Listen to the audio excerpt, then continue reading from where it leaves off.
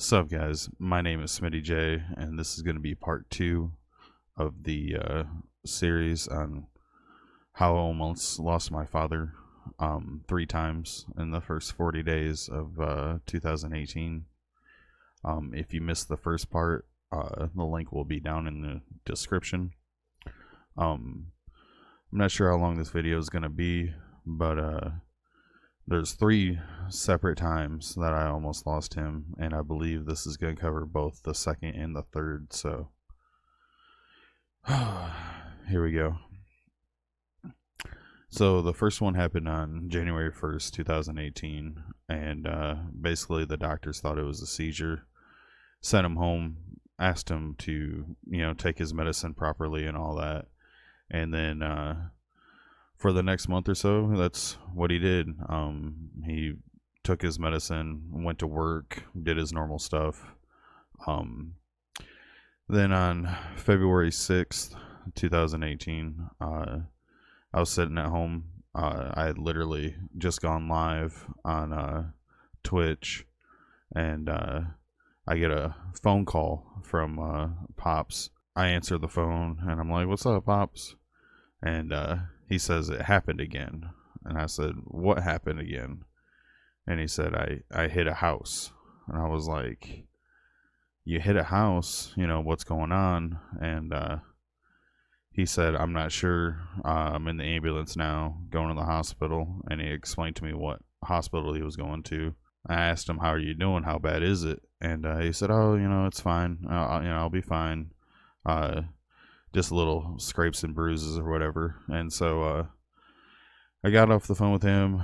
I shut down my stream. And I have a lot of history of family being in the hospital. I know how long it takes, especially the admission. You can't even see him, right away. And he also said that he was fine. So I decided I was going to take a shower because I know it's going to be a long time up there. And sitting in the hospital, it just, for some reason you want to shower before you go because it's just a long time up there. But anyways, so I take my shower, and then on the way up to the hospital, I give my mom a call and explain to her what's going on, and say, "Oh no, he's fine. He says he's fine." And because Pops and I both, whenever something bad happens, we always had called each other and explain like how it really is, and that way we could tell Mom like a version that wouldn't scare her, so we can talk to her and she wouldn't freak out. And because she worried about us so much that we just didn't want her worrying real bad. So I called her and explained to her that, "Oh, Pop said that he's fine and stuff." But when I got up to the hospital and I saw him, I kind of knew right away it was worse than what he was saying. He was laid back in a bed with a neck brace on. He had his glasses on, but one of the lenses was missing. He had basically a black eye. His one eye was beat up pretty bad. There was blood on his earlobe, blood on his shirt, scrapes and bruises all up on his arms and stuff. And I could tell it wasn't good, that it wasn't as minimal as he made it out to seem. So I got a little bit worried and started talking to him a little bit. And then there was a cop in there. I remember there was a state trooper in there that just did not believe my dad wasn't drunk. He just refused to accept the fact that my dad was sober. And just kept kind of threatening him. "Well, if I find out this or I find out that." And then finally I looked at him and I was like, "My dad's not a fucking alcoholic. Like something's wrong here. So stop being an asshole." And he finally left. And then they were kind of, again, just thinking it was a seizure. And, we worried about him losing his job, but like, a lot of people live with seizures, it's not the most fun thing, but a lot of people live with seizures. And so we thought maybe he just wouldn't be able to drive anymore. And like, that would have sucked, but it also wouldn't have been that bad. And so And so we were thinking that he would be discharged soon. And then one of the ER doctors was like, hey, one of the tests came back a little weird with your heart.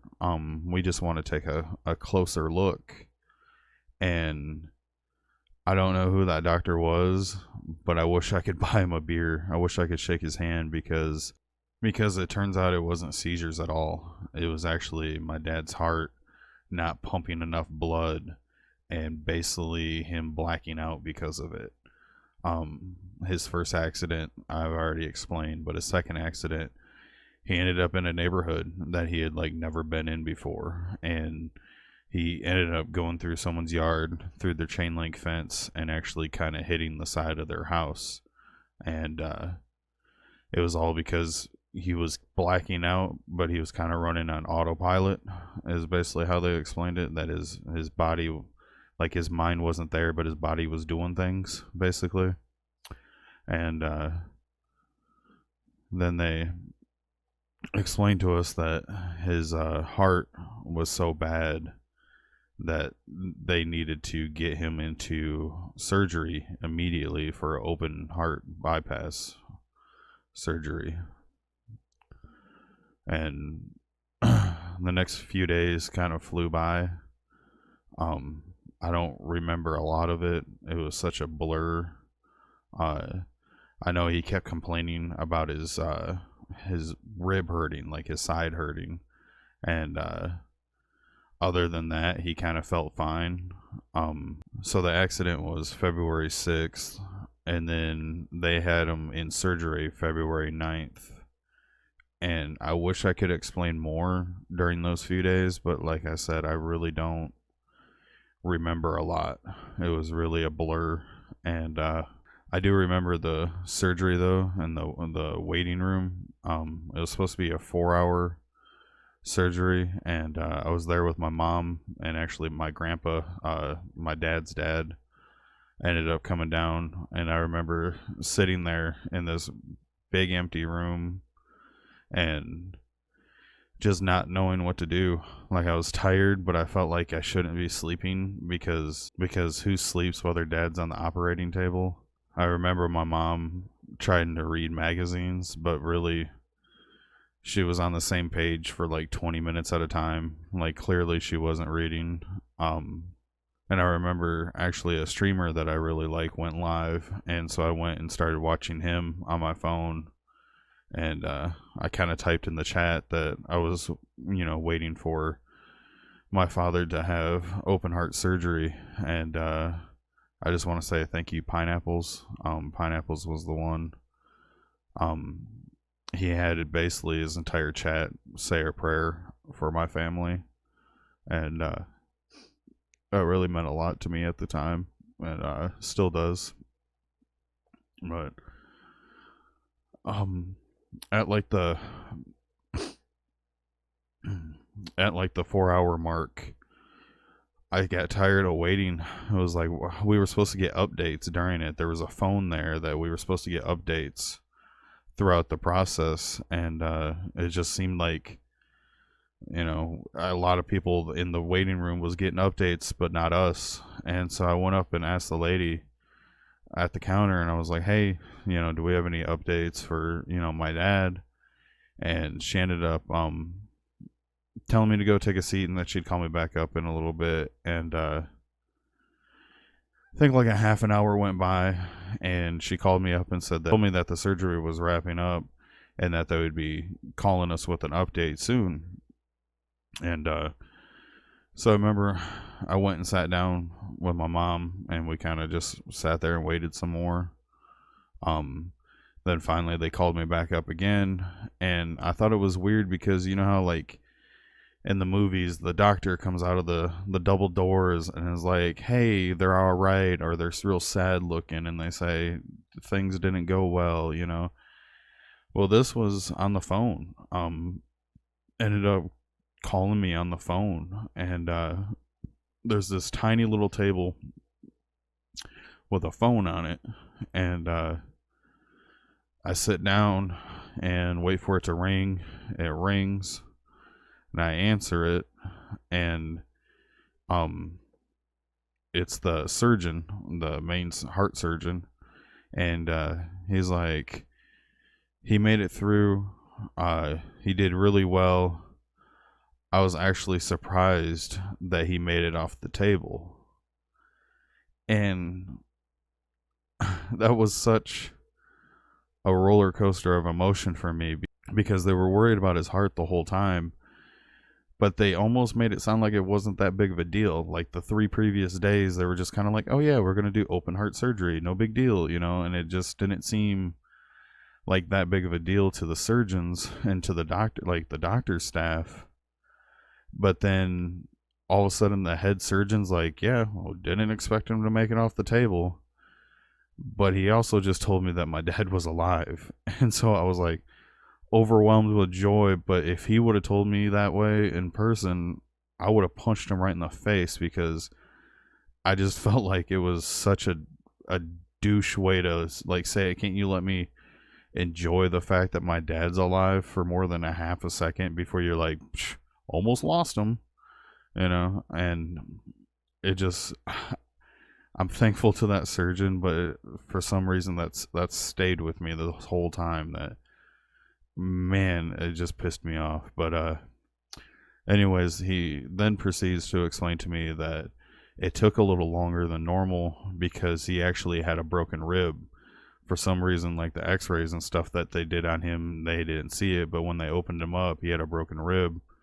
And so they had to put a plate on his rib before they could split his chest open, because otherwise the rib would have acted up when they actually split the entire rib cage. So that took a little extra time or whatever. But I don't remember what else he said, but as I was walking back to my mom and grandpa, I knew, like, I didn't want to waste any time. I just wanted to get it out there so my mom, like, as fast as possible, my mom could be, like, relieved.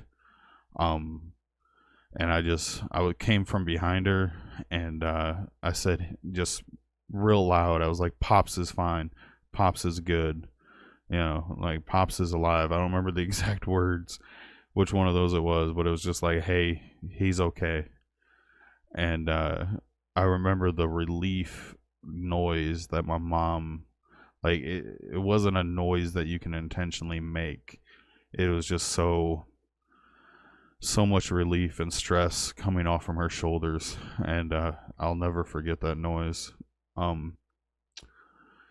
But then since then, he's kind of been out of danger. They put in a pacemaker into his chest. They're constantly checking on him. The biggest concern that he's had since then is actually veins in his legs.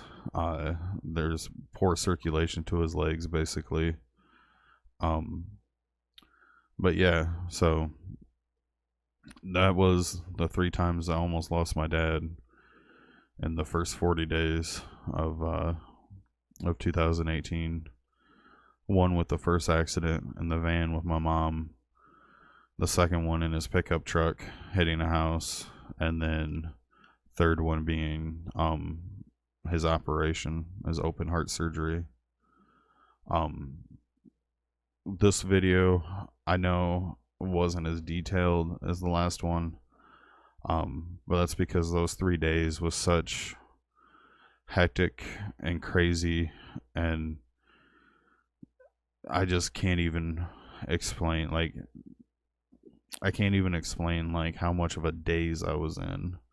It was almost like I wasn't actually there. When, like, thinking back, it feels like I wasn't actually there.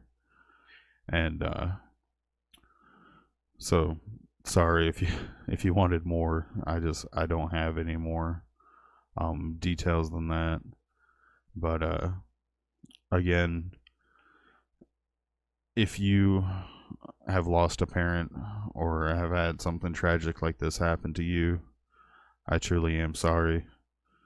I feel for you. I hate that it has happened to you. I hate this that this happens in the world.